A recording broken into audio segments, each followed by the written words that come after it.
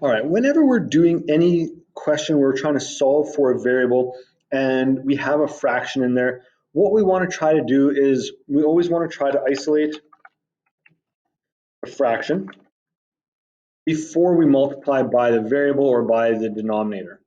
Okay, this is going to reduce the number of steps needed. And usually what I would consider, so that's going to reduce the number of steps needed. Now, this is not mandatory, you don't have to do it that way, but it will be helpful, as otherwise you're going to have to multiply more terms by our variable and then collect like terms with our variable in there. If you can try to get the fraction all by itself first, it'll reduce the number of multiplication statements that we need to make.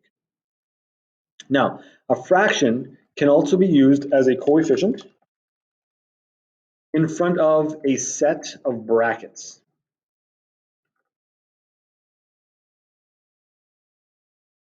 Or parentheses.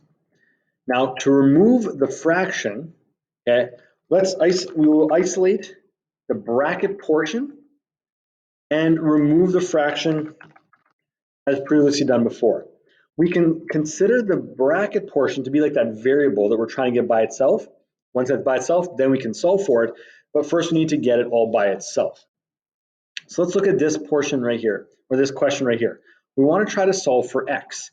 We're told that 5 is equal to 1/2, and then x minus 2 in brackets, plus 3. Well, this x minus 2 part right here, okay, this set of brackets, is actually kind of like a variable to this 1/2. So we're going to actually leave this for the end. We want to get this, we want to isolate this portion first. And to do that, we need to get it by itself. So we're going to subtract 3 from both sides to get rid of that piece right there. And when we write it out, okay, so 5 minus 3 is 2, and we're going to have 1/2 x minus 2. Right, so what we did right now is we just got rid of that constant that was at the end. We moved it over because we want to try to get now the brackets by themselves first. Once the brackets are by themselves, we can actually get rid of the brackets because they're no longer doing anything. There's no operations on there, but we need to get them by themselves first. So next step is we want to now get rid of the fraction. Okay, we can get rid of the fraction on this. Now we've gone through before using the distributive property, we can multiply the fraction through. It's really going to do the same thing, but we can get rid of the fraction first as well. So that is another option. Okay, so we're going to multiply by 2, multiply that side by 2, multiply this side by 2. That little dot is for multiplying. And when we multiply by 2, it gets rid of the denominator there. So 2 times 2 is going to be 4. And on the other side, we have, when we get rid of the 2, we just have a 1. 1 doesn't actually do anything, right? There's always a 1 in front of it when we're multiplying. If we don't see anything, it's a 1. So we can actually write this out as x minus 2. Okay, that's all by itself there now. Well, look at this, okay? We can actually get rid of the brackets, okay? Because now there's no need for the brackets. There's no operations outside. We just have what's inside the brackets. Once we get to that point there, now again, if there was a value above instead of 1, we'll have to divide it away first. Okay, in the second example, we'll look through that. But here, it was just a 1, so we got rid of that, and now the brackets are by themselves. Now at this point, we want to get x all by itself now. We got the brackets by themselves, now we're going to get x by themselves, so we're going to add 2 to both sides. And when we do that, 4 plus 2 is 6, and we got rid of the 2 there, so we just get x by itself. So we isolate x, we get it by itself, we remove all the other stuff around it, and we get x by itself, and it is in fact 6. Let's take a look at one more example of that. Now this one might look a little more complicated, there's more numbers, it's a little bit busier. That's okay. Let's follow our steps and let's try to solve it in just a nice number of steps here. First thing, get rid of the constant here. Get rid of this negative 6. So we got to add 6 to both sides to get rid of that. Okay, so we add 6 to both sides, and what that's going to give us, let's see, negative 3 plus 6 is going to give us positive 3. So it's going to be positive 3, and then 4 over 7, and x plus 8. Okay, so we got rid of that part. That's our first step.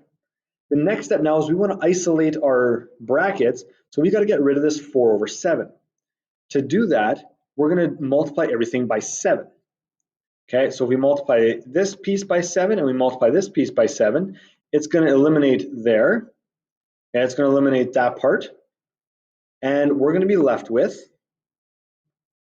okay, so 3 times 7, 21. And on this side, we're still going to have that 4 there, and we're still going to have our brackets x plus 8. All right, now notice, unlike this first one, we got rid of the brackets at this point because we had a 1 in front. Now we have a 4 in front, so we got to keep the brackets. We can't quite get rid of them quite yet. But instead of using the distributive property to go through, we can actually now just get rid of that 4 right here. Let's divide by 4. And because it's a set of brackets, it's kind of considered the same thing, okay, or it's all one term. So when we divide by 4, it actually divides it from around the brackets. And what we're going to be left with, and I'm going to move this up a little bit here. Okay, so I'm going to move it up top so that I got a bit more room. Okay, so 21 over 4 is going to be a fraction. It's also 5.25. That would be the answer as well. But let's keep it as a fraction right now. Okay, we got x minus plus 8. All right, now you'll notice I got rid of the brackets. Got rid of them because, well, we don't need them anymore. There's no other operations. We got rid of our last operation, so now we just have what's inside, so we can just leave it exactly the way it is. All right, let's subtract 8 from both sides. Okay, when we subtract 8 from both sides, what we're going to do here is, because we're subtracting, we have 21 over 4, and 8 is the same as 32 over 4. I'm creating common denominators. Okay, so remember that we need to create a common denominator, and that's going to equal to x. Okay, we subtract this. Okay, 21 minus 32 is negative 11 over 4. If you want to put the negative there, you can. Okay, that works. It's the same thing, and that is equal to x. So x is now negative 11 over 4, which is the same as negative 2.75. Okay, it's the same as negative 2.75, but we've kept it as a fraction. Again, a nice decimal like 2.25, we can use that. That works.